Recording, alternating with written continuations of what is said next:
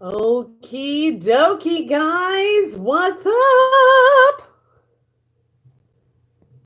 I kind of got a new little background here. I'm set up a little bit different today than last week so that I can access some stuff here for tonight's live feed.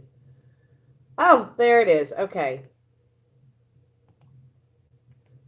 I want to be able to see the chats if there's any chats going on. Okay, awesome. So that I can chat in here too with you. Okay, so I'm not sure able to see the, okay, so we'll mute that.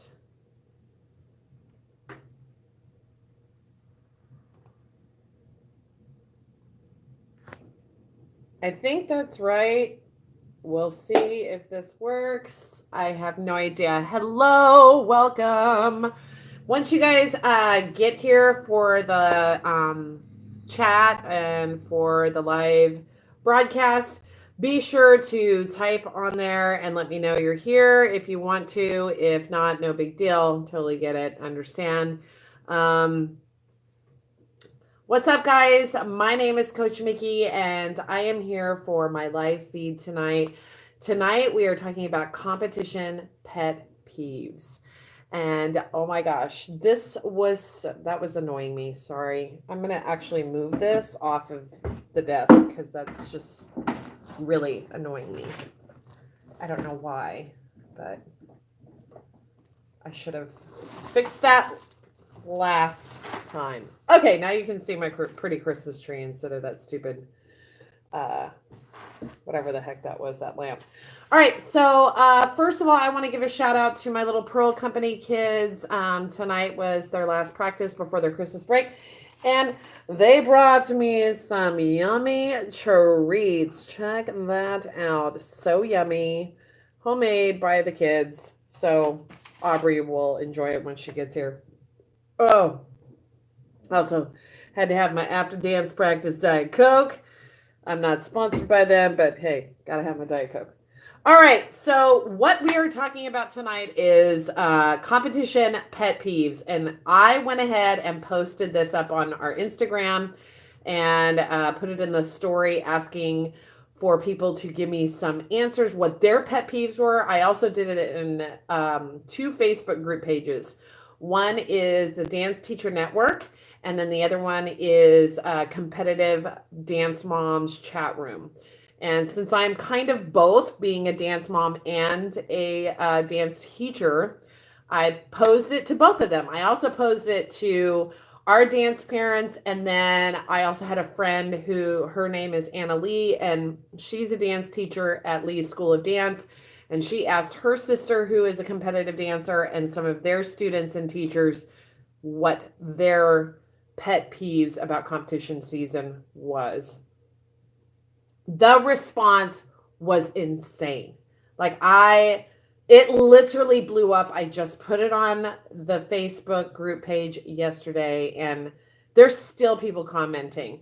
As of yesterday, or this, like about 30 minutes before I got on here, there was probably close to about 45 comments on one group and then over 60 on another, which is crazy.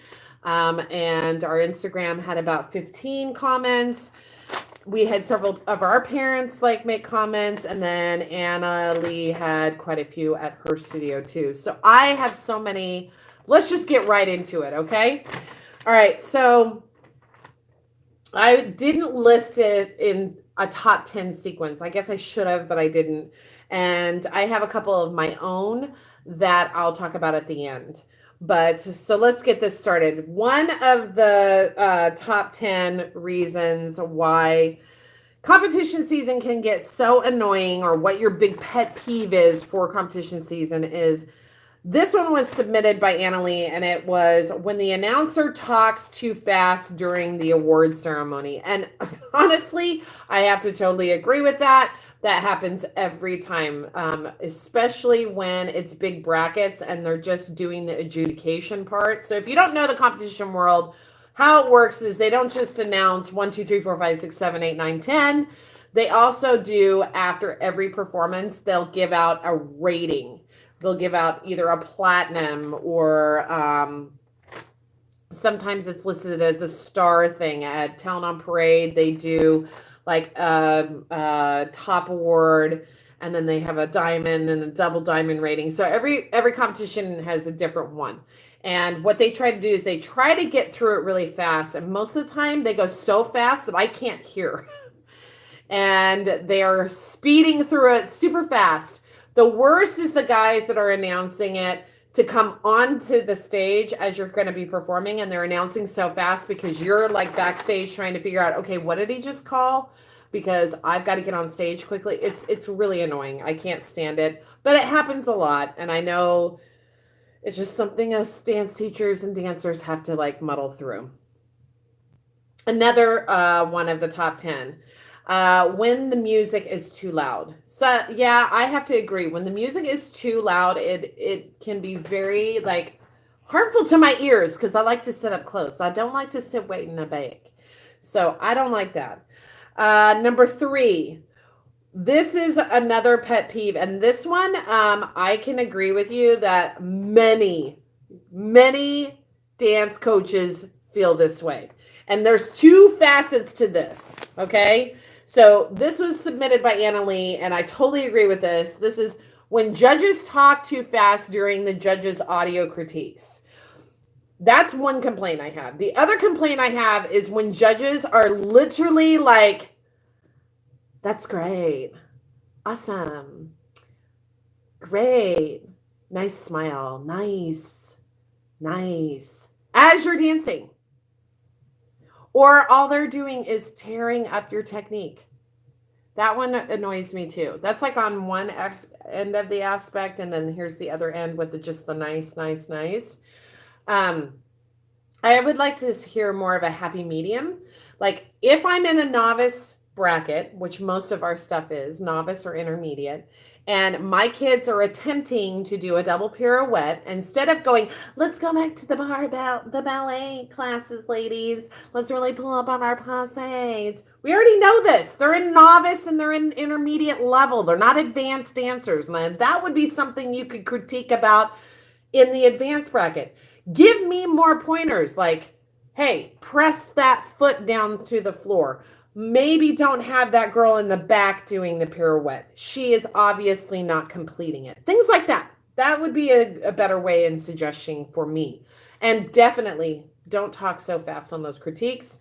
And add more critiquing in a less tearing down their technique way, if that makes sense. Like we want to hear more about like what you thought of the overall routine in general, the creativeness in it. At least that's for us. I don't know how other judges or coaches feel. Okay, so number 4, dealing with rude dancers, coaches, and parents. Yeah, this one's a big one. Okay, now on the Dance Teacher Network, there was some of it. But in the competitive moms chat room, oh my gosh, there was so many comments. I was blown away. And there was a lot of comments even by my dance moms themselves. Like literally, I don't understand why the dance world or the dance circuit has to be so rude and nasty. Like I don't get it. I guess it's no different than wrestling because wrestling parents are kind of crazy too. I've seen it. I witnessed it. I was a part of it. I was a wrestling mom for my son for many years. So parents can get a little nuts, and so can some coaches. And with that being said, I think if we as dance teachers, first and foremost, remember that what we are teaching our kids is a craft. It's an art. And the whole judging process of it came way after the ball game of just being an art. Like dance has always been an art form for hundreds of years. And we've just done the competitive stuff of it, I would say since like 1970s. So you're talking maybe 40 years there's been like a competitive edge to critiquing that art form. And because of that reason, we need to remember It is an art form, and our number one goal is to teach them the art form. And the rest of it is just icing on the cake. So, with that being said, we need to take our attitudes down a notch. And I totally agree with almost every one of these things. I've seen it happen, I've witnessed it happen. If you're not in the dance world, you're going to be shocked. You're going to be shocked. Okay, so here are some of the things that a lot of them said that happens. I probably saw about 20 comments of just this one particular issue. Moving your stuff in dressing rooms. That is one of the biggest pet peeves for dance parents. It drives them nuts. There's a lot of dressing room etiquette that needs to be addressed when you go to these competitions with your students and with your parents. If you as a dance teacher were on top of your students and on top of your parents, then this kind of stuff wouldn't happen. But literally, I have seen it happen. It's happened to us. I've seen other parents do it. They will take your stuff that you have put into a dressing room, pick it up and move it, or they'll place it behind a trash can or whatever so they can have their space.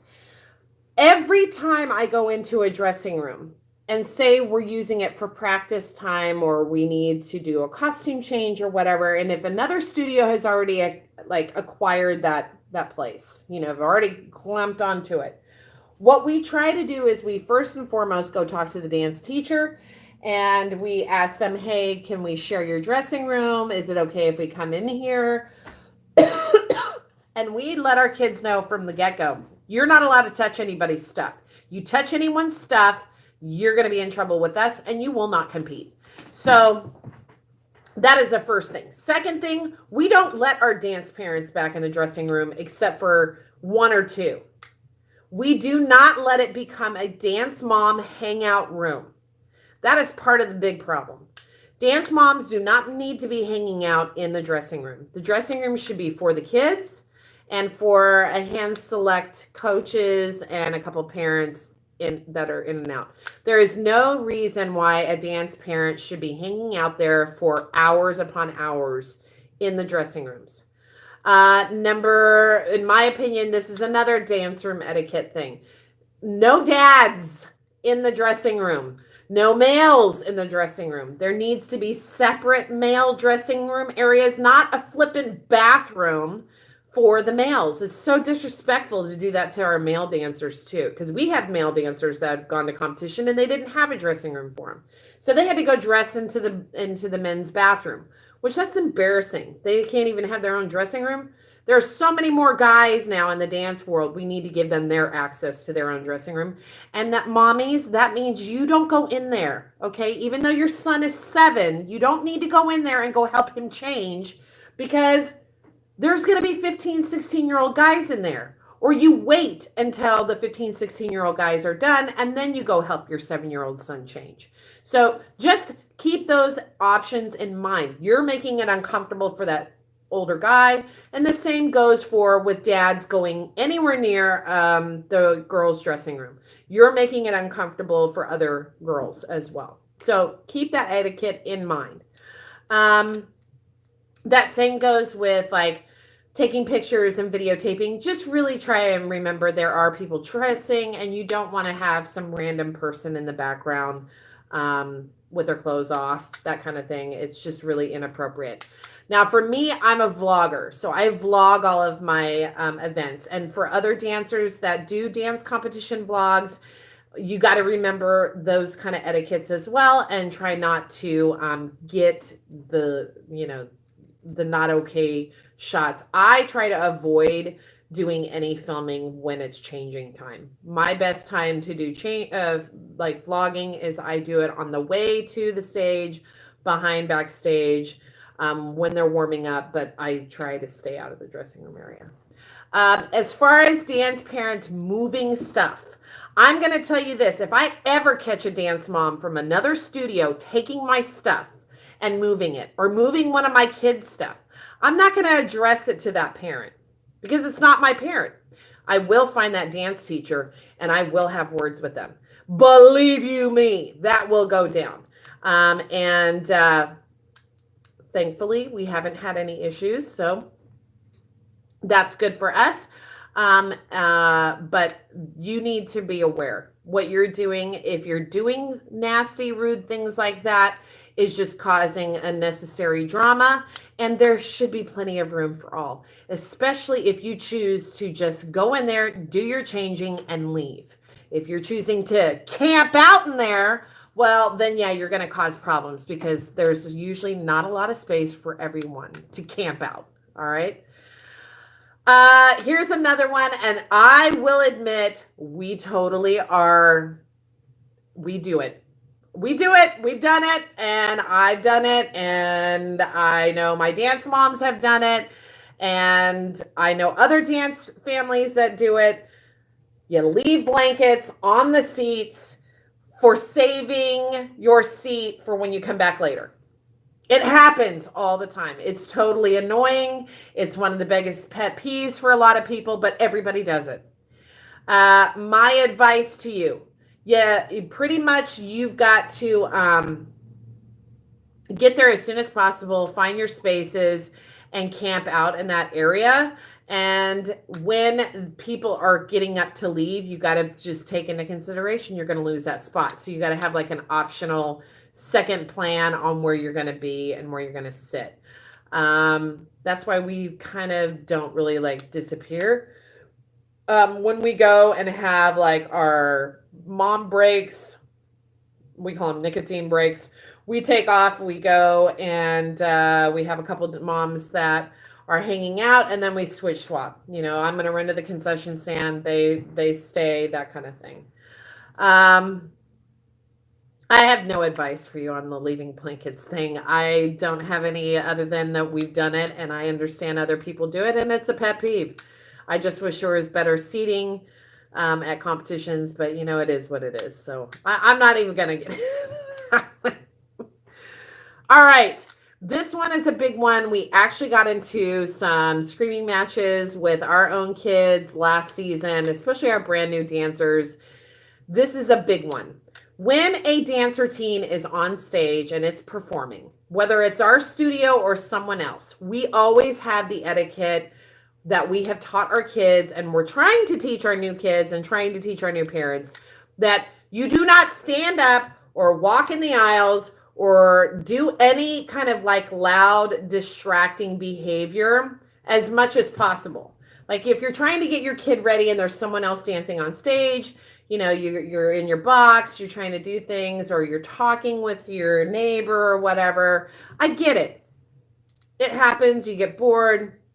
You're waiting for hours upon hours until your kids get up on stage. So, you know, you got to go to the bathroom, whatever. You want to go to the snack stand, or your kid needs some help backstage. So you got to hurry up and move. So there are situations where you have to sometimes get up and move in a dramatic way. But my advice that I give to my parents is please be respectful. If that was your kid on stage and they were performing, you would hate it if you weren't able to watch them and enjoy their performance by having people rudely standing up in front of you or talking loudly when your kids were performing.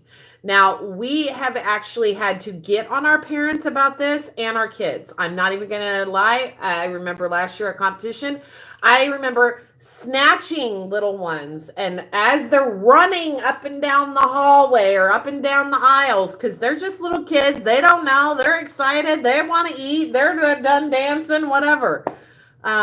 And we had to grab them and hold on to them and say, you will sit down and you will not move until that routine is done performing. So hopefully other studios do that. I have seen some other teachers do that with their students. You as a dance parent, you should also remind your kids to not do that. And you do your best to not do it as well. And that's just a respectful thing that we all do for each other, including clapping for every performance that goes on stage. How rude is it if, like, I always feel so bad for the studios that have like 10 kids, especially the novice division, because that's the division that we mostly compete in. And in the novice division, you always get some studios where they don't know, they've never been to that competition, or they don't have that many kids there, or, you know, this is all new for them. So they don't understand the like repertoire or like just the whole like spiel of how everything goes. And so nobody ever claps for them. It's very quiet for them. There's always that rude slow clap, like, oh, what a hot mess that was. Because that's what those moms are thinking. I've seen it in their faces. I've actually seen them mouth it. It's just awful. So please clap for everyone and try to be like respectful to everyone who's performing. It's just nice, common courtesy. Those kids work just as hard as your kids to get up on that stage and perform. To studios that are nasty and rude, I will not clap for you. So if you see me at a competition and I'm not clapping for your studio, it's because either your teachers were nasty and rude backstage, your students were nasty and rude to either me or my kids backstage, or you as parents were nasty and rude. And believe you me, you will know if I think that you are nasty and rude. So that's my way of like getting back at nasty and rude studios. I don't clap for them. Okay, so going on to talking too loud backstage. This is a big no-no for me. I do it all the time. I always get yelled at. My girls are constantly yelling at me. I am a very loud person. So when I'm talking, first of all, I can't hear that well. I went to too many rock concerts when I was a kid. And so my ears don't work as well. So it is hard for me to hear backstage. And it always happens. I'll be like, what number? And the music cuts off. What number? And it's really loud. I'll be like, oh, I meant what number is Dacia's? How many more until Dacia goes up? And it's like super, super loud. And it's so embarrassing. So try to keep your voices down backstage. It's so hard, but you know, we all try our best. Other teams laughing at your routines. Oh God. I don't know why there is, okay, you guys, if you have not seen Dance Moms, the TV show, then I don't know what rock you're living under. But if you have, then you know there are the candy apple kind of people. And you know that there is the Dance Mom wannabe kind of people. And there is every aspect of the Dance Mom world of what dance competition world is like. Yes, that is very much like what it really is like. And people are mean, just mean and nasty and rude. And when they think they're hot tamale fire on, I don't know. I don't know what it is. I don't know if it's a money thing. I don't know if it's like where you come from or where you grow up. I have no idea. But there are some studios with teachers that feel that it's okay to condemn and laugh and criticize and critique other studios. I don't get it. I don't get it. I don't get coach poaching. Never did. I see that happen all the time. We had it happen to us a couple times. It's the rudest thing I've ever seen in my life too. There's like quite a few kids that I've met over since we've been doing our dance videos, and quite a few parents. And we've had a couple of them that have like, oh, I love your vlogs. I want my kid to join your studio. And then we find out their background of like where they've danced and who they've danced with. I mean, we do an extensive research on people before we just let them on our Diamond Company competition teams. There is no just like audition. You have to be like hand selected by Courtney, invited, and that's just how it goes. So we take a lot of things into consideration when we do that. And the first thing is there are many amazing dancers from other studios. And I salivate watching that going, God, what could I do, you know, as a teacher with a kid who has that much training? Or, wow, if I had that kid, I'd make that kid perform so much better. It happens. You get excited. But I have never, ever approached a student at a competition, at an event, or a parent on Facebook or whatever and asked them, hey, you should come to our studio. I could make you awesome. I could make your kid a star. Really?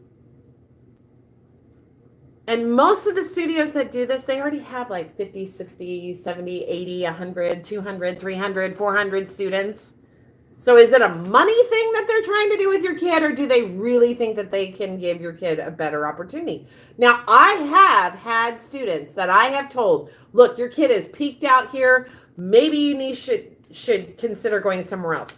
I had a parent tell me that they felt that they would do better by taking their kid to a more expensive, fancier studio where they can get more professional training, so to speak. And I was like, yeah, good luck. That's awesome. I hope they do great. And I really hope well for them.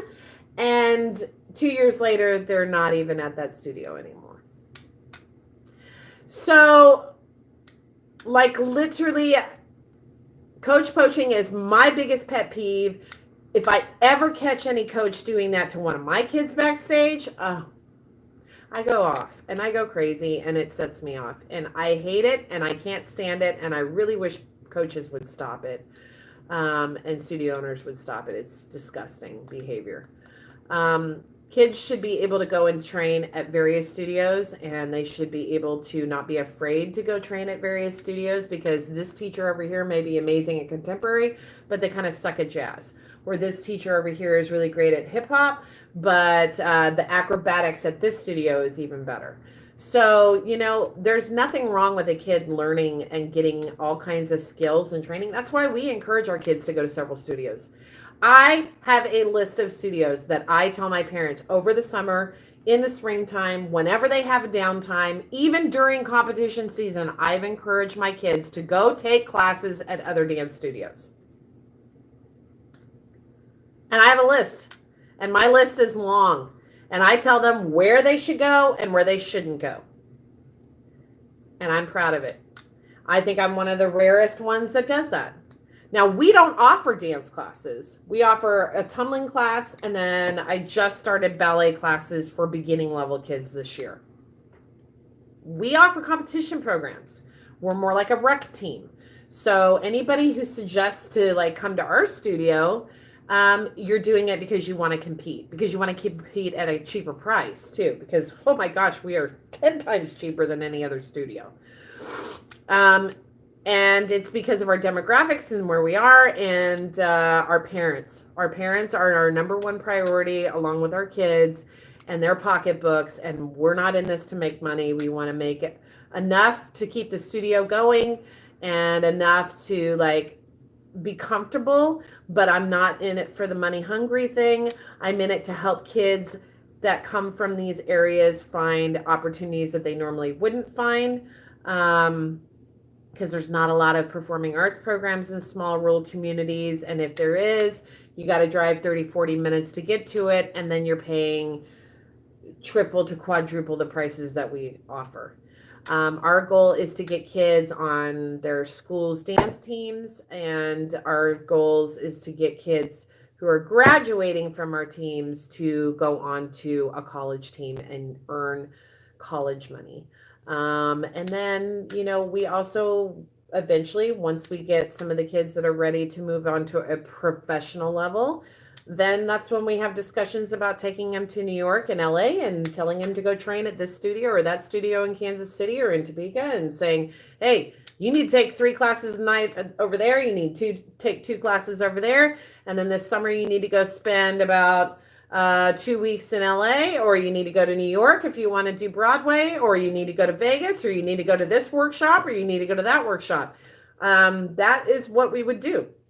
We have not had a student yet that's ready to go into that professional arena.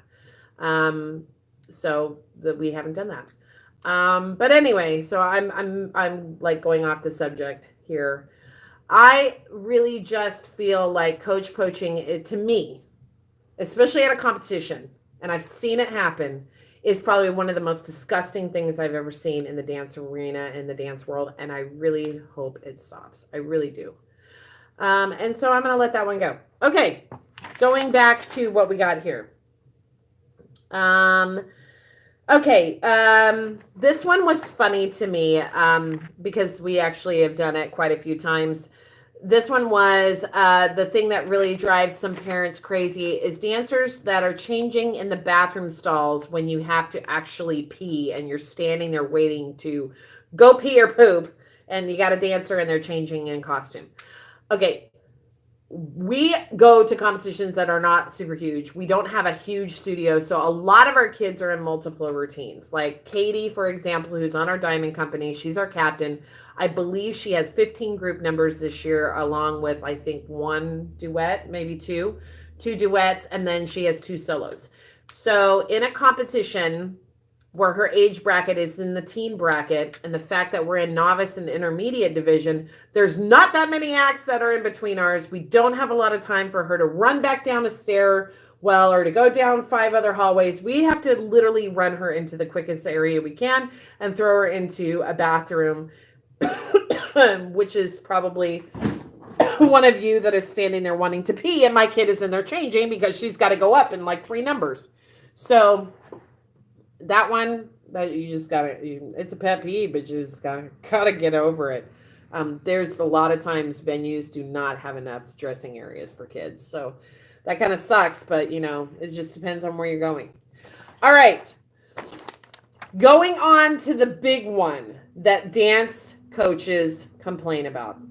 And it's so crazy. I don't know why competitions don't listen to us, because I know there's competition owners that are in these dance group pages on Facebook. I know they are. I know that dance teachers have talked to dance competitions about this, but it drives me nuts. It drives every dance teacher nuts. I can't stand it, and hopefully it will change. This would probably be the number one thing that dance parents or dance teachers complained about, and even some dance moms. Dancers who are put in wrong categories like age levels and technique levels and brackets just so they can win. Biggest pet peeve. You will see kids in the novice division and in the intermediate division that are advanced kids. I've actually witnessed it. I actually went crazy because a kid who was an advanced dancer who won the advanced bracket solo champion was dancing a group number with novice kids. Why? It made no sense. And the poor novice kids were standing in the background 1 and 2 and 3 and 4 and 5, 6, 7, 8, literally the easiest, lowest level of choreography possible with no challenges whatsoever. And here is their superstar and a group of other little superstars from the other age levels and brackets. And they're out there busting out alcicones and spinning discs and, illusions and aerials and all kinds of crazy stuff in a novice division. Why? Just so you can sweep? I don't get it. Just so you can have your studio called novice, intermediate, and advanced. Great. You know what we tell our kids when we see stuff like that? Mainly because we compete in the novice division and we compete in the intermediate division. And it's not because we can't train our kids to be good. It's because of the hours that they practice and the hours that are required for them to be in the studio. They cannot be there. So because of those restrictions, that's why they're in the brackets they're in. We tell them when we see studios that do that, blatantly do that, we tell them, well, they're uncomfortable with just possibly winning in the advanced bracket. They need those guaranteed wins. They're afraid they're going to lose clients. So it's a money issue. It has nothing to do with them just wanting to be mean and hateful and spiteful. It literally is a business perspective. I have to show that I'm constantly winning. So I'm going to push my brackets so that I can guarantee my wins. So my parents will be happy and they'll stay. And so the clients around me or my competitors around me won't be able to snake my kids and poach my kids because I'm showing win. And that is legitly the reason behind why dance teachers do this. So if you ever wondered why a dance teacher would put someone who is clearly in a more advanced technical ability down a bracket or kind of fudge their age numbers so that they can move down a bracket, it's all about this. It's all about the money. And it really isn't about the stupid plastic trophy that you've got sitting in your studio. Winning brings in clients. That makes a studio look like they are the bomb. So because they do that, it makes them bring in more money eventually. And it's sad, but it really does happen. And it's true. Now, I've only seen a couple studios get caught doing it. There is one competition that I absolutely love, and we'll be going to it again this year. Stage 1 is the only competition I have ever been to where they actually, okay, so say, because we have a couple acts and a couple routines this year, we're like, oh my gosh, I don't even know if it's really a novice anymore. Their technique has improved so much. Maybe we should enter it intermediate, but then this kid is not dancing at an intermediate level because they're not ready as the soloist, so they're actually dancing at a novice level still, or they've only been dancing for 3 years, so are they technically an intermediate dancer or a novice dancer when they can only do a double pirouette, things like that. So we literally sit there and we go, okay, what competitions will best benefit our kids? And stage 1 is one of it. They will bump your kids either down or up if they feel like you're putting them in the wrong bracket. And there's no penalty to do it. And it's great for the kids and it makes the parents more happy because they're actually competing against people that are technically their level and what they should be. And that's why we really like that competition. I think that's why that competition is growing so fastly. And they give out a lot of awards, which is really nice. They recognize a lot of different levels and they don't just do a top 5 or a top 10. Sometimes they do a top 20. If there's 50 soloists in there, I know that I've seen them do a top 20 before. So that's what I really like about that. That kind of a competition will eliminate this whole complaining and pet peeve about people being put in the wrong brackets. So if we can continue to keep finding more competitions like that, and competition directors and owners will all kind of follow that pattern, it'd be so much more awesome. Family just got home from dance practice. Move! Aubrey! Now! Hey, you know what? I'm live right now. Okay. So stop screaming, Aubrey. Come here. Come here. Why are your shoes off? Because she decided to throw them at me in the car. Oh, are we being naughty? No? No? Okay, good. Yeah, good, because Stan is watching you now. Yep, see, he can see you. You're live on YouTube. He's watching you. Did you know that? Yeah? Okay, so going on with our numbers here. Number 6, this one was, I would say probably about 10, 20 comments about this one. A lot of parents complain about this and a lot of dance teachers complain about this. Was the biggest pet peeve they have about competitions is, or one of them, is seeing body parts that you don't want to see. That means that the dancer on stage has no tights or their leotard is too small. So there's when they do the little crotch shots, they got a little whoo-hoo, exposing. So that one was a big one. Another pet peeve was young kids wearing inappropriate or naughty outfits that is not age appropriate. So that happens all the time too. We are very conservative about what we wear. So although this year we are doing quite a bit more 2-pieces than we've ever done. This one is another big one. It's called poor security. And I have to agree with that one. That one has to be ideal because we went to a competition one time and it was super scary. There was actual people that were not affiliated with the competition. And you know how they'll have the run walkway where the kids, it'll have like your backdrop with the competition logos and stuff on it. And it has like a little runway where you can take pictures. It's like a photo op area. Well, there was these kids over there taking pictures, and some random creepos were asking them to stick your leg up in the air again. Do that pose. In their cute little, like, two-piece outfits and stuff like that. Yeah, come to find out, they were potential sex traffickers. So you got to watch out what you're doing there at competitions. Watch out where your kids are going. Don't let them run wild free. You never know. You never know who might be there taking pictures and what they're doing with those pictures.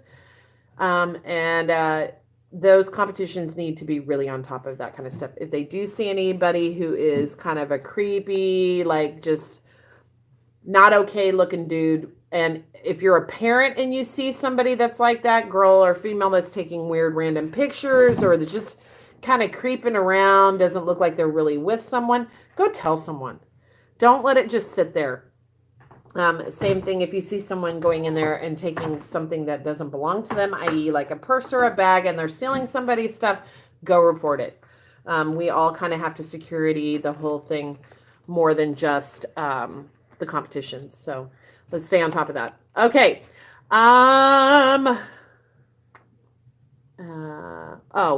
This one I don't necessarily agree with. What? Aubrey, I don't know why you had to touch that. But that's okay. Just leave it alone. Don't touch it. Yeah, that's Mickey Mouse on there. This one was coaches insisting on practicing routines in the hallways, crammed dressing rooms, or backstage. Okay, coaches are going to practice routines wherever they can get their routines practiced.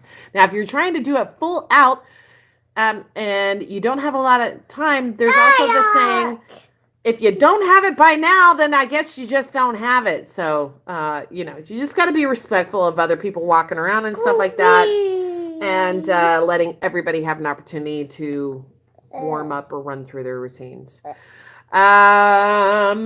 This one is one that we all have experienced. If you go to a big competition, especially a national one, long awards ceremonies is a big pet peeve, and late night awards. Like, that drives me nuts. I can't stand it when I have to be there past midnight, but then I got to be back in the morning at 7 a.m. for another cello. Yeah, I hate it, but it's what you do. Okay, so these are the funny ones. And these ones are the ones that crack me up. The competition pet peeves. Somebody posted on here that said competition venues that only allow a 2-drink minimum. What? I was like, 2-drink minimum? Are we talking about a bar? Are we talking about a competition? Because I've never been to a competition where they had a 2-drink minimum. I've never even been to a competition where they had alcohol. Omaha did. Oh, did it? It had one. Okay, so we went to one competition where there was alcohol, but I definitely know there was no drink minimum. Because I wanted to buy a beer, but I was like, I probably shouldn't because I'm coaching. Yeah.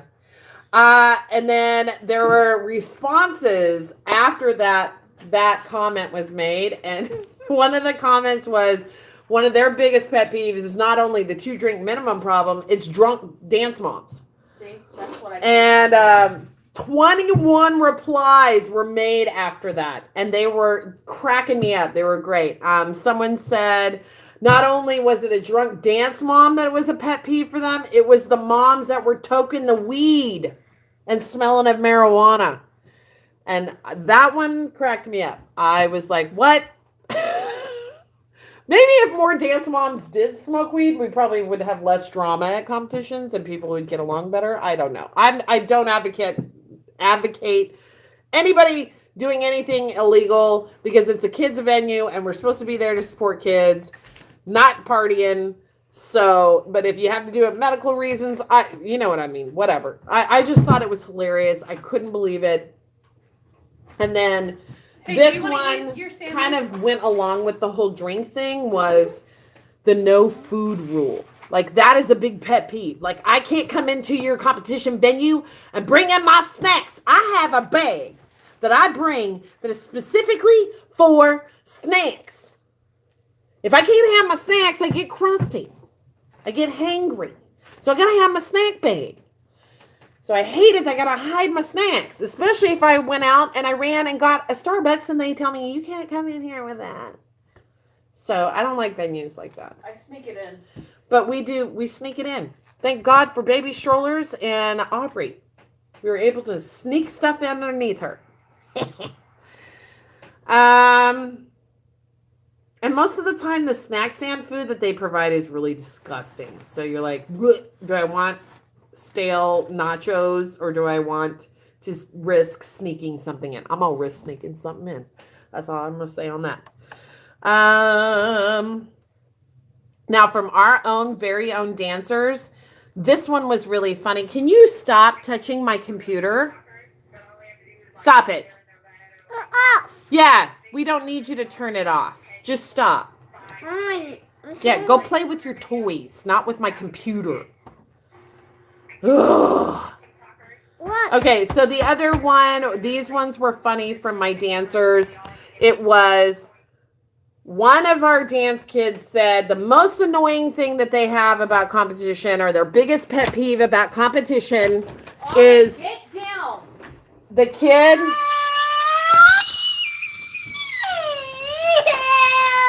No, we don't play with Grandma's computer.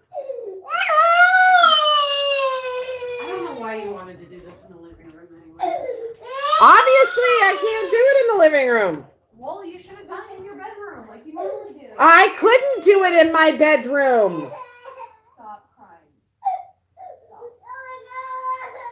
Are you going to be nice to Grandma now? You gonna go be nice? You wanna go sit with her and be on the YouTube? No. You don't wanna show off your JoJo shirt? You don't want to show your friends your JoJo shirt? Okay, she's tired. Sorry about this. Anyway, one of our dance mom's kids, or one of our dancers, said the thing that most annoys them about competition is their mom. And then another one said, when my teammate crop dusts me on stage while we're performing. And I do know this as a fact that some of the kids do that. Our team is one of them. Tell Grandma you're sorry.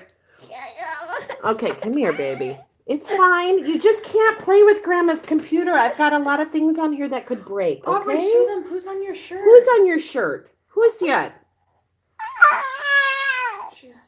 You're really tired tonight, I can tell.